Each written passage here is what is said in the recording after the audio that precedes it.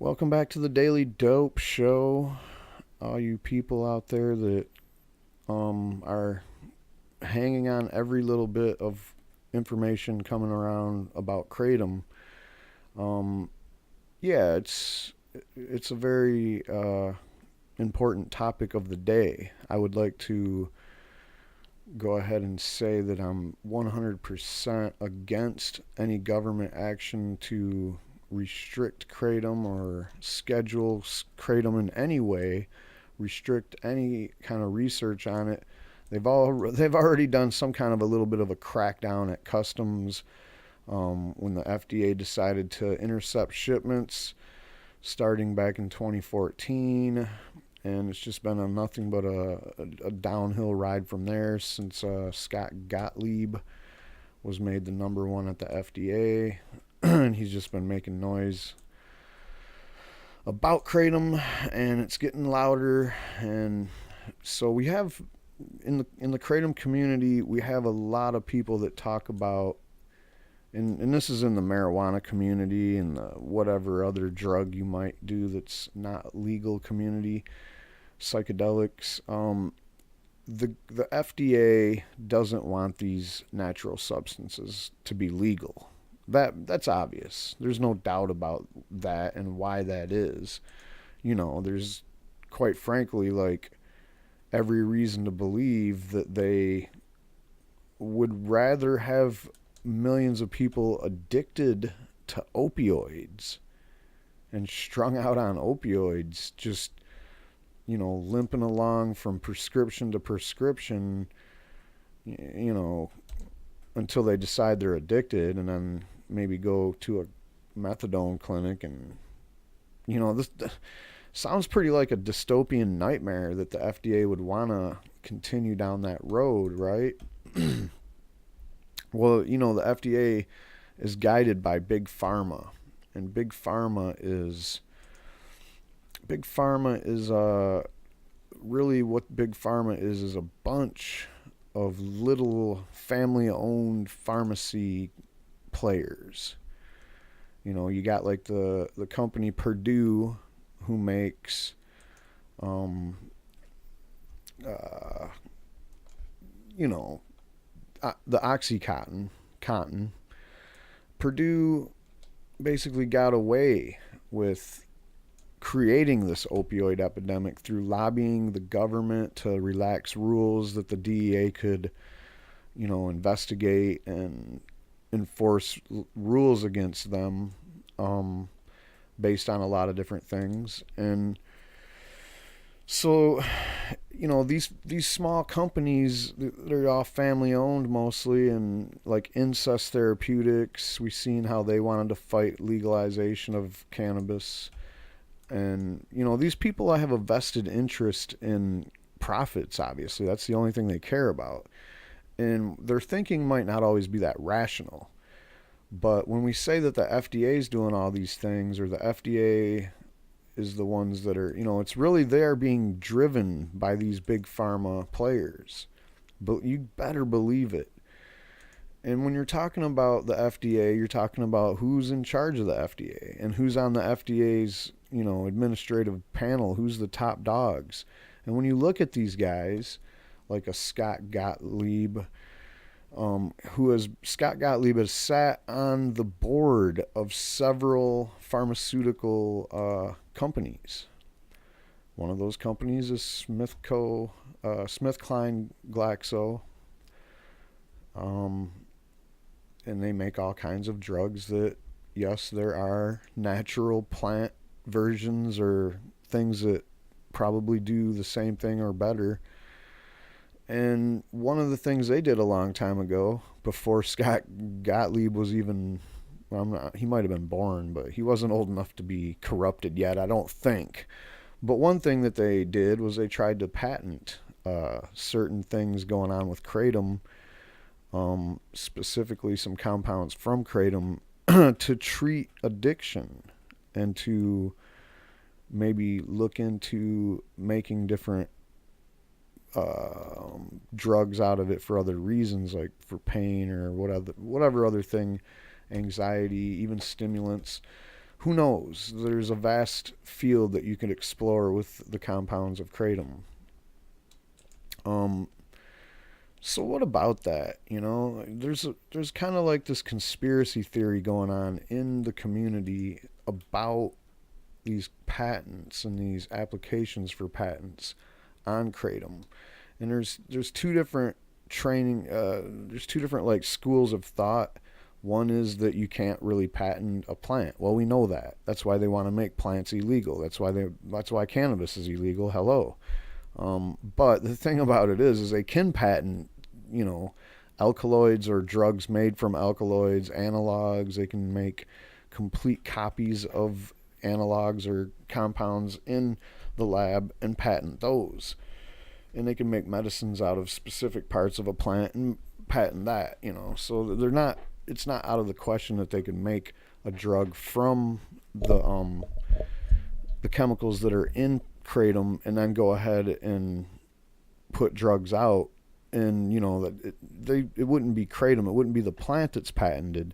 It would just be like specific things within the plant.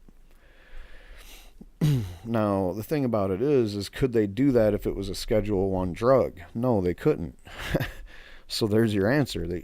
So it's kind of like that kind of cancels itself out, in my opinion. Like, in the other school of thought is that Big Pharma is basically trying to create drugs from the compounds, and therefore that's why the FDA is trying to schedule it and crack down on it.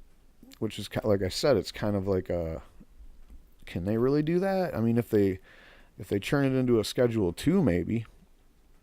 But from all the indications and signs we've seen, and all the tweets the DEA has put out, and basically, Scott Gottlieb has demonized kratom. He has put out this FDA report about 44 deaths related to kratom. And you always hear about these CDC poisoning control centers. They tell you about that. They tell you about how people in the countries where kratom is grown, they have banned kratom because, people will become strung out on kratom and basically not be functional to society or whatever. So they push all this narrative out there, and the narrative sounds a lot like they're trying to go for a Schedule 1. That's all that I've gathered from all their narrative. So these articles are old as hell. Not really. I mean, this is from last year, September, and the other one's from November, I believe. Almost as if it's to answer this one. And this is from Free Thought Project. And I don't really judge whether or not people are pushing fake news or whatever, but Matt Agorist wrote this, and a lot of people think that Free Thought Project puts out a lot of sensational clickbaity type stuff.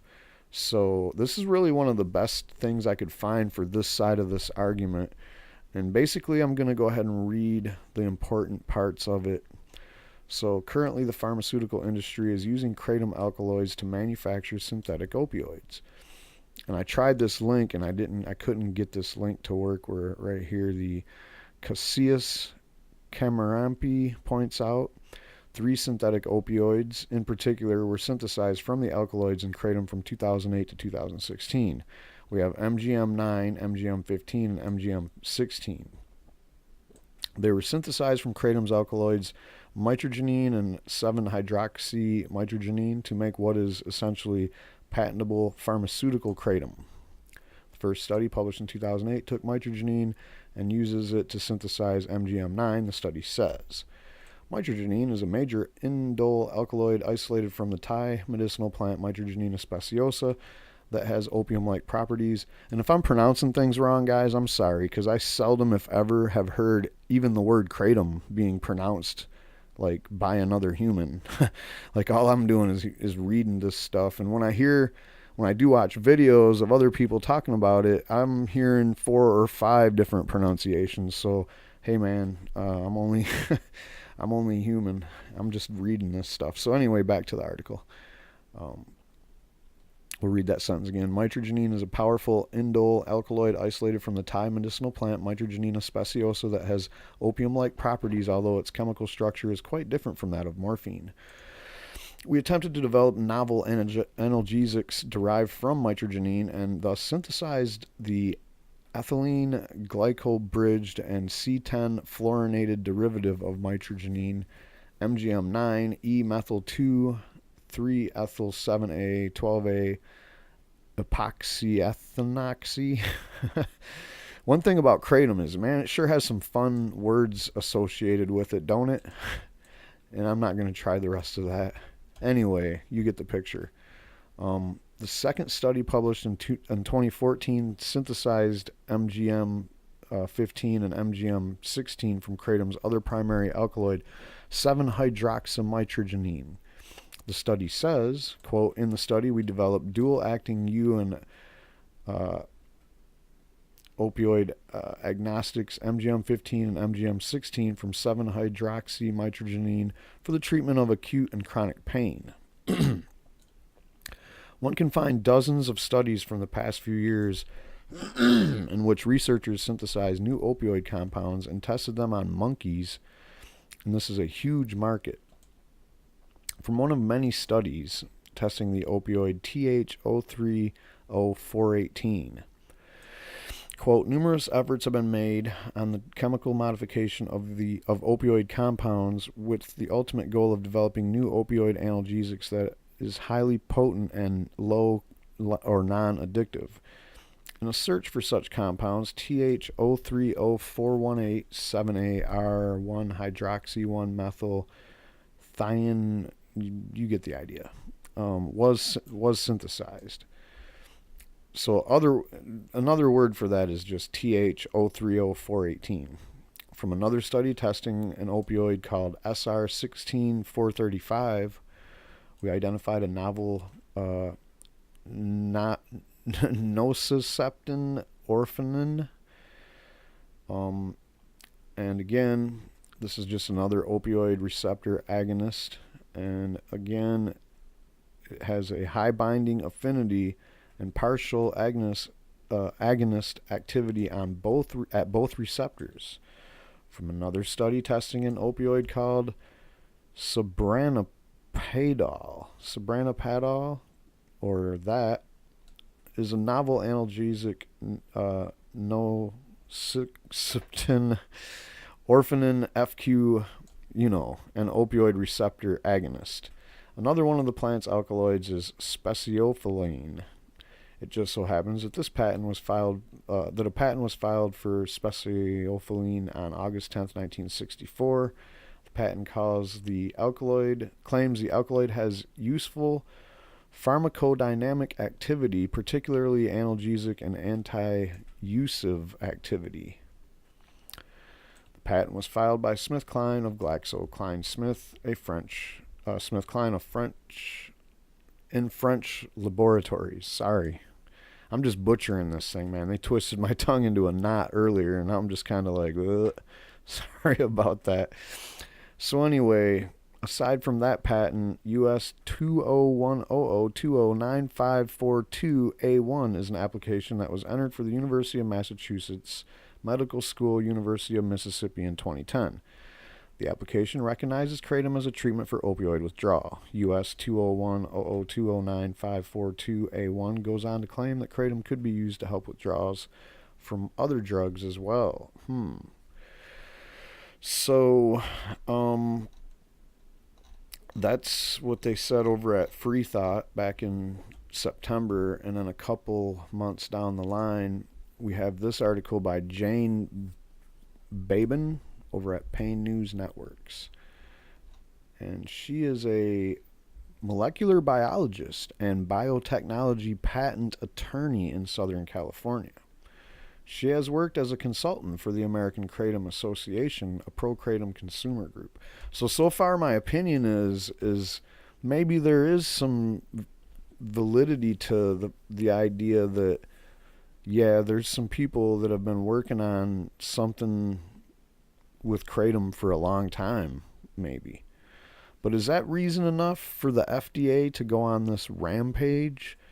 I don't know, man. I don't think it is. I think they want to go on this rampage because they're totally in that thing where they just want no competition at all for the opioids. And when they say they have a treatment plan for somebody that's an opioid addict, they mean the methadone clinic or the Suboxone.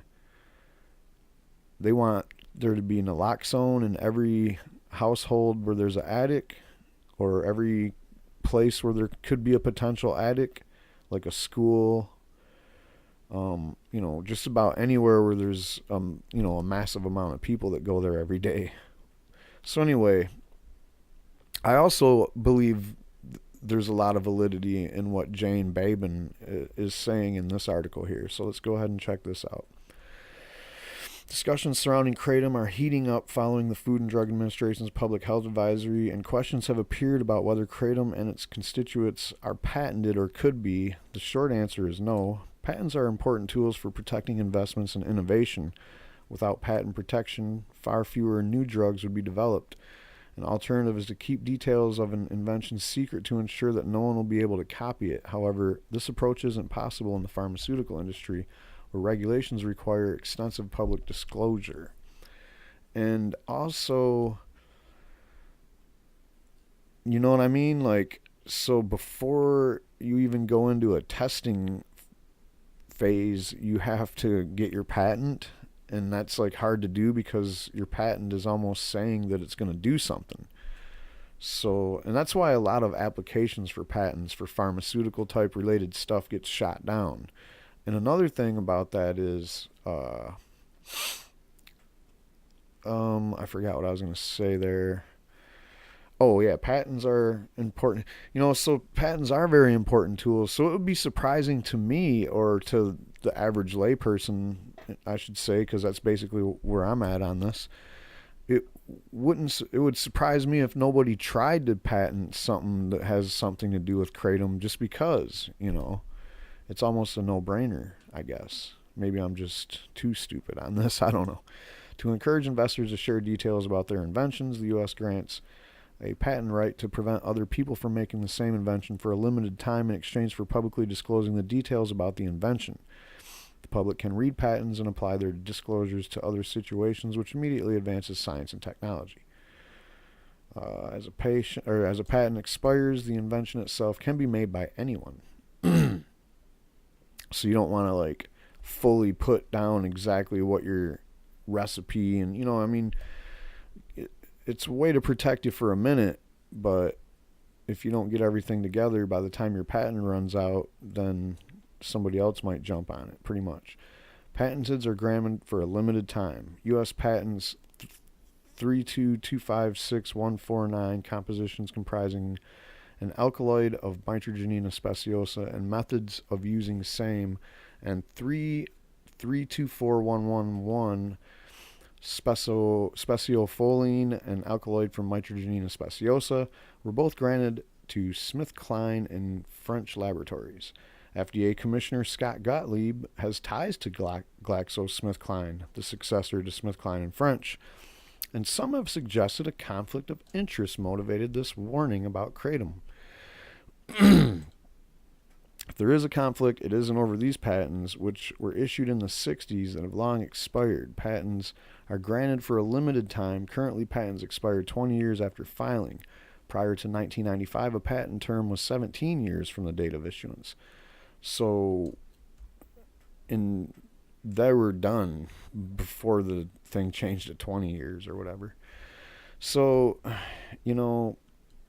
again, who's to say that somebody that still has an idea they might, at this point it seems like a real stretch that any of those patents from the 60s are what's corrupting Scott Gottlieb in this situation.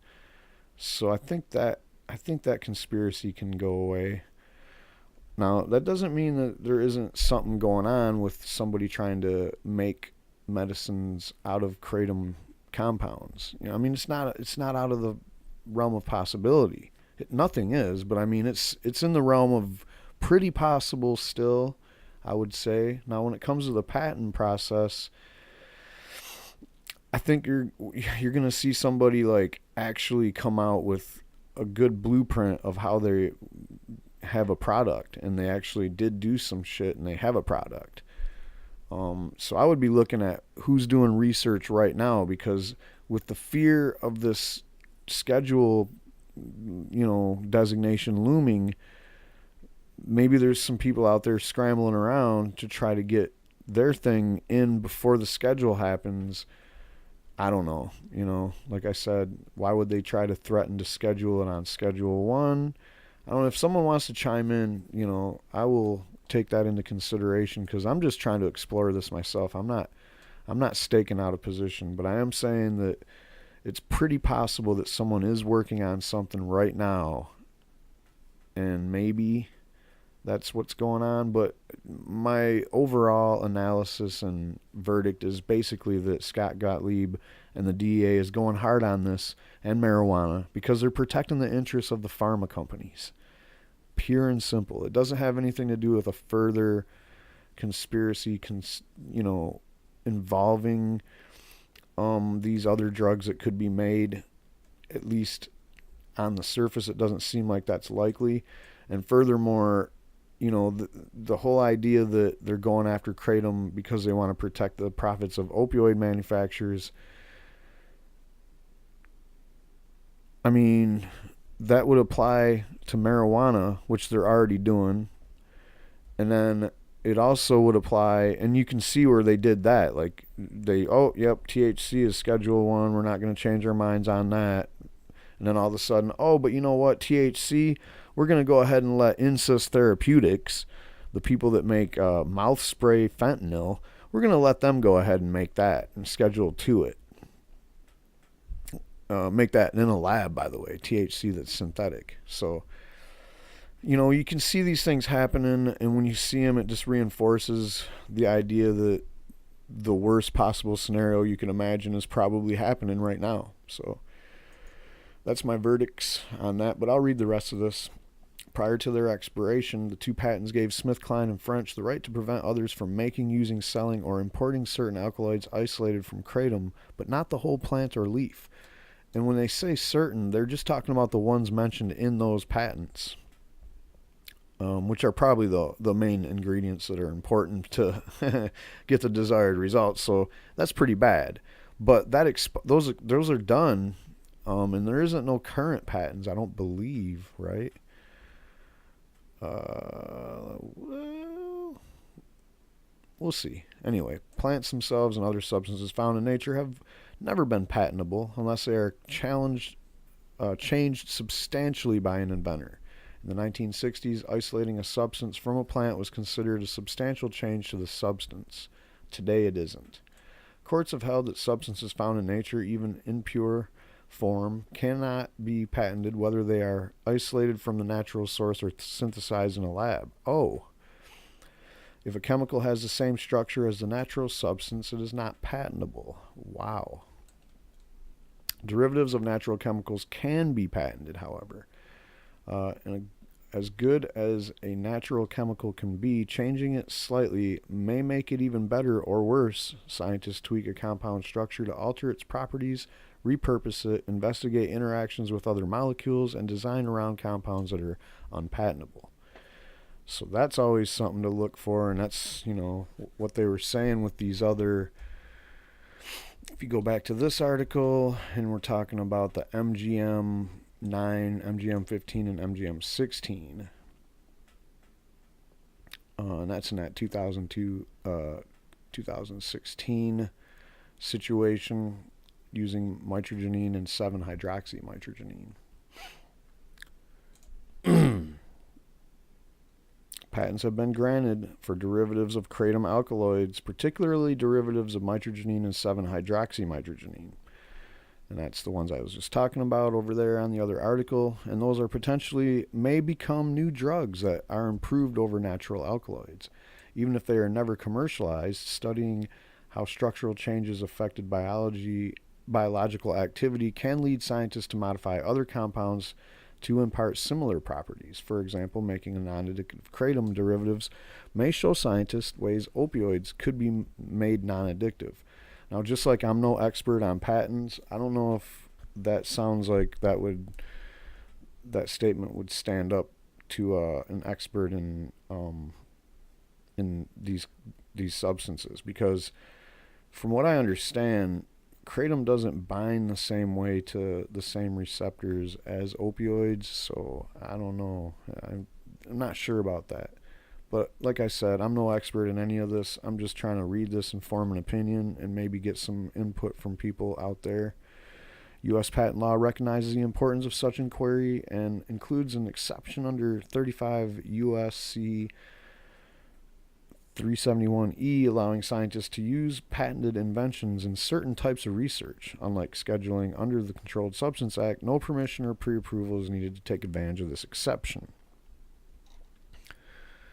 Applications don't automatically become patents.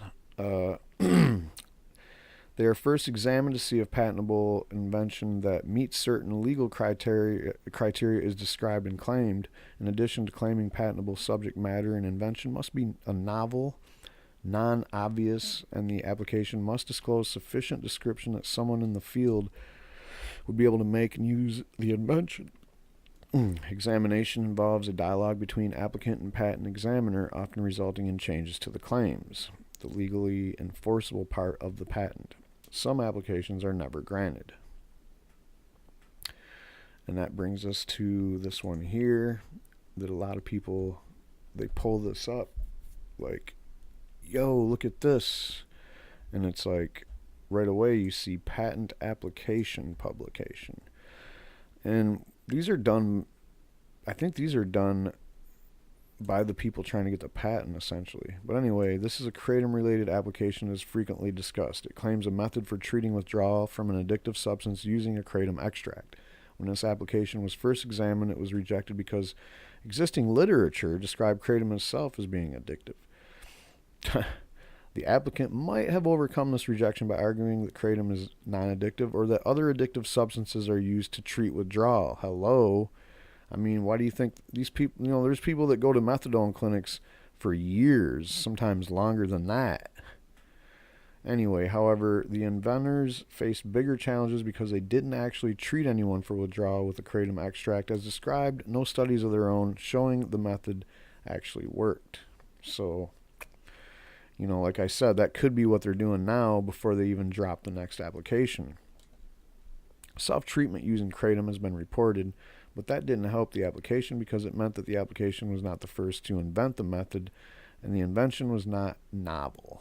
Facing an uphill battle, the application was abandoned and never matured into an enforceable patent. There may be many obstacles on the path to a general acceptance of kratom as a beneficial herbal supplement. Fortunately, patents are not one of them. I don't know if that's what they were going for, but so yeah, that's pretty much what this is all about. So this one here is the patent from 1964, 63. I think this was granted in 64. But anyway, yeah, it's not even there anymore. I mean, it's not a thing anymore. It expired in 1986. Not even that. I mean, I think they only lasted, what did they say, 16 years? So like 1980 something, 82, this expired. But this could be something that somebody else is working off of. I don't know. If anyone wants to further speculate on this, because some of the people, especially on the conspiracy theory that there is somebody working on some shit and that's what's driving the FDA, those people are really firm in their position, in my experience. Online, sometimes they'll get really vocal about it. But then again, people on the other side of the argument will get they'll stay pretty persistent on shutting down that argument too. So, I mean, I'm not trying to push people's buttons here. I gave you my verdict. I think it's possible. They're not doing it like right out in the open, but I'm sure that there is somewhere, there's paper trails of somebody doing research to try to do something like with these MGM9, MGM15, and MGM16 for sure.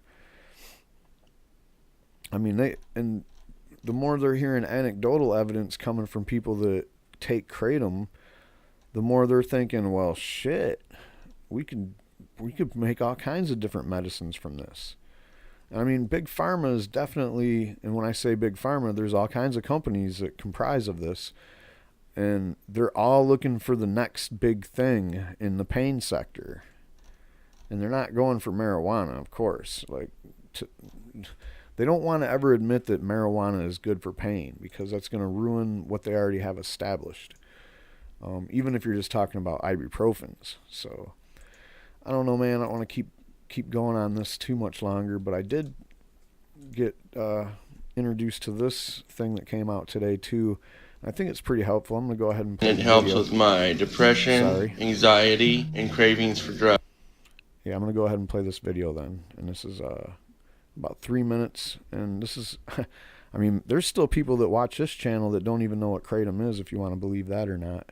So here's this, in case you didn't know what kratom is. I've had people ask me, and they think it's some kind of crazy, they've bought into some propaganda, and it's not that, man. So check out.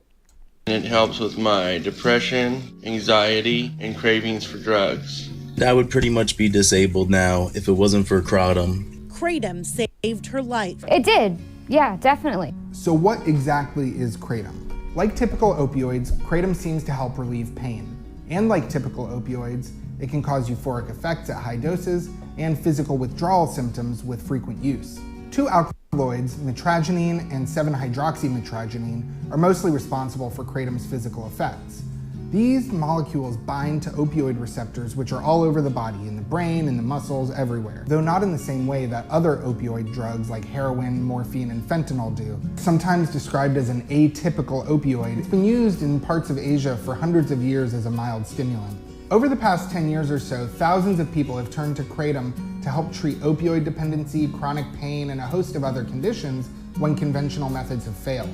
Specific numbers for kratom are hard to track down though, because medical professionals and public health officials have yet to establish a formal system for tracking it. In fact, the lack of research on kratom is probably its biggest problem.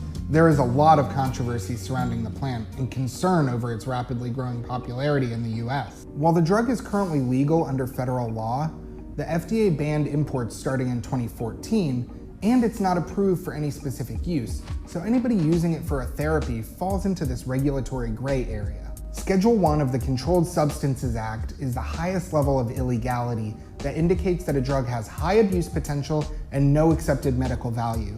Schedule 1 includes drugs like DMT, marijuana, LSD, and Quaaludes, just to name a few. For people for whom legal FDA-approved prescription drugs have not been sufficient to improve their quality of life, or who simply can't afford them, kratom can seem like a really great option. But its ambiguous legal status makes it hard to figure out the best way for them and people like them to get and use kratom. C. Michael White, head of the Department of Pharmacy Practice at the University of Connecticut, sees the potential in kratom, but also acknowledges that there's a lot we still don't know about it. He told me in an interview, there's not a lot of data, and the data that we have is mostly anecdotal information. And while there are a lot of compelling stories out there about people who have been helped by kratom, only properly designed clinical trials will convince medical professionals and the FDA.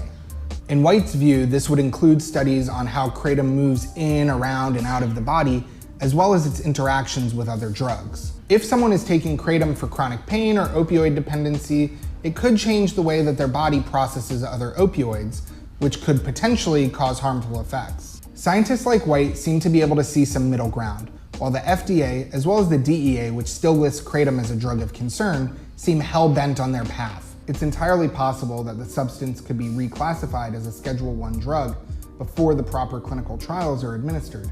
If that happens, we may never find out whether kratom could help us fight the opioid crisis. Federal regulators and grassroots supporters will continue to butt heads over the future of the substance, but for now, kratom's destiny is unknown.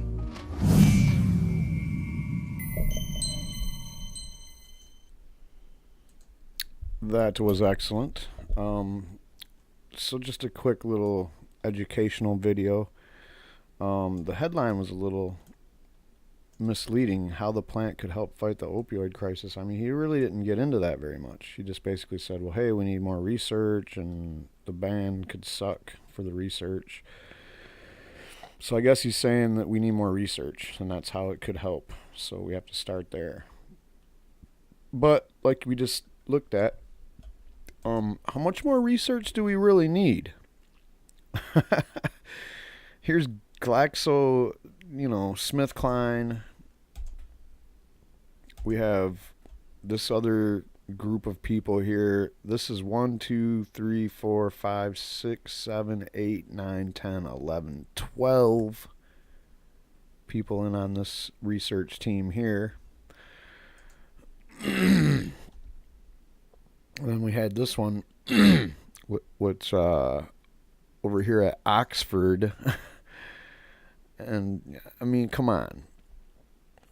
This is Ivy League stuff. They've done studies. This was back in 2010. The other one was in 2014. This one's 2008. Then we have this one way back in the 1960s. So we've been studying kratom for a very long time. But like he said, we need the official in the lab with placebos and that kind of test that the FDA likes to see. That's the only way you're going to convince them, apparently, and that's never going to happen because you can already tell where they're at on it. And that's all I got on this. Tune in. See you next time. Thanks for tuning in, and hit the subscribe button for more.